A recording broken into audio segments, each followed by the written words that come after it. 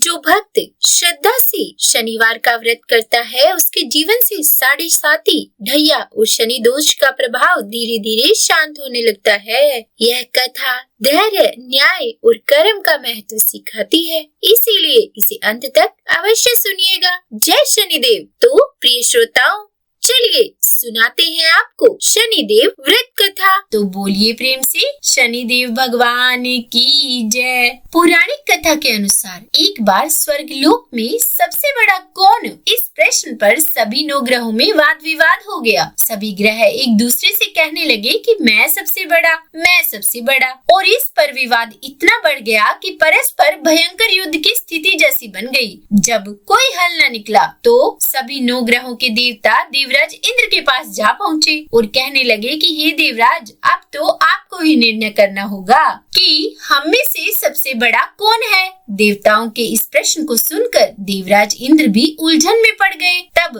देवराज इंद्र बोले कि हे नवग्रहों, आपके प्रश्न ने तो मुझे भी उलझन में डाल दिया है। मैं तो इस प्रश्न का उत्तर देने में असमर्थ हूँ, पर पृथ्वी पर राजा विक्रमादित्य इस प्रश्न का हल जरूर निकाल लेंगे। हम सभी पृथ्वी लोक में उज्जैनी नगरी में राजा विक्रमादित्य के पास चलते हैं। और इस प्रकार देवराज सहित सभी 9 ग्रहों के देवता उज्जैनी नगरी में जा पहुँचे। महल में पहुंचकर जब देवताओं ने उनसे अपना प्रश्न पूछा, तब राजा विक्रमादित्य भी कुछ देर के लिए परेशान हो उठे, क्योंकि सभी देवता गण अपनी अपनी शक्तियों के कारण महान थे। सभी 9 ग्रहों में से किसी भी एक को छोटा या बड़ा कह देने से उनके क्रोध का शिकार होना पड़ सकता था। अचानक राजा विक्रमादित्य को एक उपाय सूझा। क्योंकि राजा विक्रमादित्य को न्याय के लिए जाना जाता था, इसीलिए उन्होंने न्याय करने के लिए विभिन्न धातुओं यानी कि स्वर्ण, रजत, कांसा, ताम्र, शीशा, रांगा, जस्ता, अब्रक और लोहे के 9 आसन बनवाए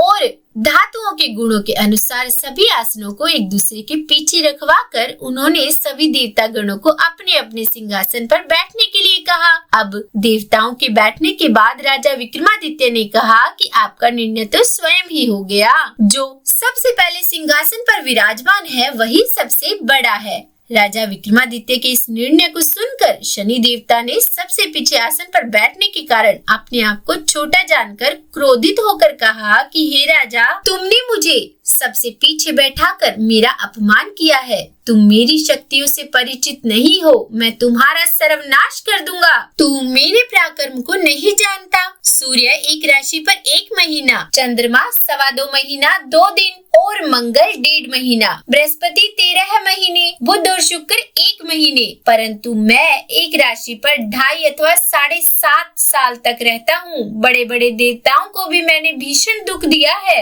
हे राजन सुनो, श्री राम जी को 7.5 आई तो वनवास हो गया और रावण पर आई तो राम ने लक्ष्मण को सेना लेकर लंका पर चढ़ाई कर दी, रावण के कुल का नाश कर दिया। हे राजा, अब तुम सावधान रहना, क्योंकि अब तू मेरे प्रकोप से नहीं बच सकेगा। और उसके बाद अन्य ग्रहों के देवता तो बड़ी प्रसन्नता के साथ वहां से चले गए, परंतु शनिदेव बड़े क्रोध के साथ वहां से विदा हुए। और उसके बाद राजा ने सोचा कि जो भी भाग्य में होगा देखा जाएगा, और फिर वे पहले की तरह ही न्याय करते रहे। उनके राज्य में सभी स्त्री पुरुष बड़े आनंद से अपना जीवन यापन कर रहे थे। इस प्रकार कुछ दिन तो ऐसे ही सुकून से बीत गए, लेकिन उधर शनि देवता अभी तक अपने अपमान को नहीं भूल पाए थे। राजा विक्रमादित्य से बदला लेने के लिए एक दिन शनिदेव ने घोड़े के व्यापारी का रूप धारण किया और बहुत से घोड़ों के साथ उज्जैनी नगरी में जा पहुँचे। राजा विक्रमादित्य ने अपने राज्य में किसी घोड़े के व्यापारी के आने का समाचार सुना तो उन्होंने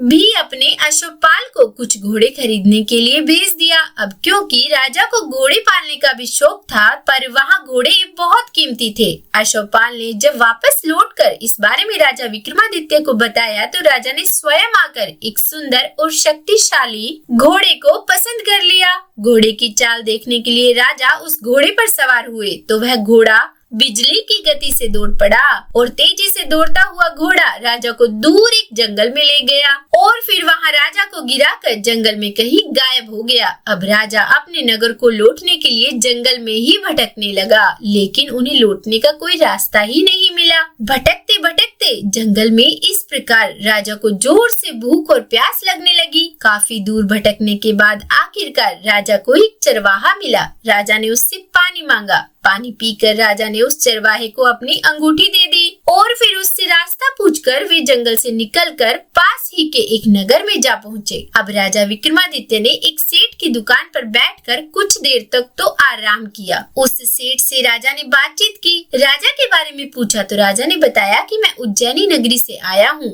राजा के कुछ देर दुकान पर बैठने से अब सेठ जी को बहुत बिक्री हुई। सेठ जी ने राजा को बड़ा भाग्यवान समझा और सोचा कि इन्हीं के कारण आज मेरी दुकान में सबसे ज्यादा बिक्री हुई है। तो उन्होंने खुश होकर राजा को अपने घर भोजन के लिए आमंत्रित कर दिया और उन्हें अपने घर ले गए। सेठ के घर में सोने का एक हार खूंटी पर लटका हुआ था। राजा को उस कमरे में छोड़कर सेठ कुछ देर के लिए बाहर चला गया। तभी एक आश्चर्यजनक घटना घटी। राजा विक्रमादित्य के देखते ही देखते सोने के उस हार को खूंटी ने निगल लिया। वापस लौटकर जब सेठ ने देखा कि हार तो वहाँ पर है नहीं, हार को गायब देखा तो चोरी का संदेह राजा पर ही किया, क्योंकि उस कमरे में केवल राजा ही अकेला बैठा था। और तब सेठ ने अपने नौकरों से कहा कि इस परदेसी को रस्सियों से बांधकर नगर के राजा के पास ले चलो। इस तरह से राजा को रस्सियों से बांधकर नगर के राजा के पास ले जाया गया। राजा ने जब राजा विक्रमादित्य से हार के बारे में पूछा तो उन्होंने बताया कि उनके देखते ही देखते खूंटी ने हार को निगल लिया। किसी ने भी राजा की इस बात का विश्वास नहीं किया। इस पर राजा ने क्रोधित होकर चोरी करने के अपराध में राजा विक्रमादित्य के हाथ पांव काटने का आदेश दे डाला और इस तरह से राजा विक्रमादित्य के हाथ और पांव काटकर उन्हें नगर की सड़क पर छोड़ दिया गया। कुछ दिनों के बाद एक तेली उन्हें उठाकर अपने घर ले गया और उन्हें अपने कोलू पर बिठा दिया। अब राजा आवाज देकर बैलों को हाँकता रहता और इस तरह तेली का बैल चलता रहा। अब राजा को भोजन भी मिलता रहा। शनि के प्रकोप की 7.5 पूरी होने पर वर्षा ऋतु प्रारंभ हुई। अब एक दिन राजा विक्रमादित्य एक रात को मेघ मल्हार गा रहे थे कि तभी नगर के राजा की लड़की राजकुमारी मोहिनी रथ पर सवार होकर उस तेली के घर के पास से गुजरी। जब उसने मेघ मल्हार सुना तो उसे बड़ा अच्छा लगा। दासी को भेजकर गाने वाले को बुला लाने के लिए कहा। अब दासी ने लौटकर राजकुमारी को बताया कि उसके तो हाथ पैर है ही नहीं और उसके बारे में पूरी जानकारी दी। राजकुमारी उसके मेघ मल्हार से बहुत मोहित हुई, इसीलिए उसने सब कुछ जानकर भी अपंग राजा से विवाह करने का निश्चय कर लिया। राजकुमारी ने जब अपने माता पिता से यह बात कही कि वह एक अपंग राजा से विवाह करना चाहती है तो वे ये सुनकर हैरान रह गए। रानी ने मोहिनी राजकुमारी को बहुत समझाया कि बेटी तेरे भाग्य में तो किसी राजा की रानी होना लिखा है, फिर तू उस अपंग से विवाह करके अपने पांव पर कुल्हाड़ी क्यों मार रही है। लेकिन राजकुमारी ने अपनी जिद नहीं छोड़ी। उसने कहा कि जब पहली बार मैंने मेघ मल्हार सुना था तभी मैंने ये निश्चय कर लिया था कि यह जो गा रहा है वही मेरा पति होगा और अब अगर उनसे मेरी शादी नहीं हुई तो मैं अपने प्राण त्याग दूंगी। यह मेरा निश्चय है। और आखिरकार राजा और रानी को विवश होकर अपंग विक्रमादित्य से अपनी राजकुमारी का विवाह कराना ही पड़ा। राजा ने तेली को बुलाकर कहा कि तेरे घर में जो अपंग यानी कि जो चौरंगिया है उसके साथ मैं अपनी कन्या का विवाह करना चाहता हूँ। तेली ने कहा कि यह कैसे हो सकता है, कहाँ आप हमारे राजा और कहाँ मैं एक तेली। परंतु राजा ने कहा कि भाग्य के लिखे लेख को कोई नहीं टाल सकता, अपने घर जाकर विवाह की तैयारी करो। राजा ने उसी समय तोरण और बंधनवार लगवाकर अपनी राजकुमारी का विवाह उस चौरंगिया विक्रमादित्य के साथ कर दिया। और जब शनिदेव की 7.5 पूरी हुई तो उस रात भगवान शनिदेव ने राजा विक्रमादित्य को स्वप्न में कहा कि हे राजा, कहो मुझको छोटा बतलाकर तुमने कितना दुख उठाया। तब राजा ने क्षमा मांगी और शनिदेव ने प्रसन्न होकर विक्रमादित्य को हाथ पैर वापस दे दिए। तब राजा ने कहा कि हे महाराज, मेरी प्रार्थना स्वीकार करें कि जैसा दुख आपने मुझे दिया ऐसा और किसी को न देना। और तब शनिदेव ने कहा कि तुम्हारी यह प्रार्थना स्वीकार है। जो मनुष्य शनिवार व्रत करेगा या फिर उस दिन शनिवार व्रत कथा सुनेगा या कहेगा तो उसको मेरी दशा में कभी किसी प्रकार का दुख नहीं होगा। जो नित्य ही मेरा ध्यान करेगा और चींटियों को आटा डालेगा उसके सभी मनोरथ पूर्ण होंगे। और इतना कहकर शनिदेव अपने धाम को चले गए। और फिर जब सुबह राजकुमारी की आंख खुली तो उसने राजा के हाथ पांव देखे तो उसको बहुत आश्चर्य आश्चर्य हुआ। उसको देखकर राजा ने अपना समस्त हाल कहा कि मैं उज्जैन का राजा विक्रमादित्य हूँ। यह बात सुनकर राजकुमारी अत्यंत ही प्रसन्न हुई और फिर राजकुमारी से उसकी सखियों ने पूछा तो उसने अपने पति का समस्त वृत्तांत कह सुनाया। तब सब ने प्रसन्नता प्रकट की और कहा कि ईश्वर ने आपकी मनोकामना पूर्ण कर दी। जब उस सेठ ने यह सुनी तो वह विक्रमादित्य के पास आया और राजा विक्रमादित्य के पैरों में गिरकर क्षमा मांगने लगा कि आप पर मैंने चोरी का झूठा दोष लगाया, अतः आप मुझको जो चाहे दंड दे। तब राजा ने कहा कि मुझ पर शनिदेव का कोप था, इसी कारण यह सब दुख मुझको प्राप्त हुआ, इसमें तुम्हारा कोई दोष नहीं। अब तुम अपने घर जाओ। तब सेठ बोला कि मुझे तभी शांति होगी जब आप मेरे घर चलकर प्रीतिपूर्वक भोजन करेंगे।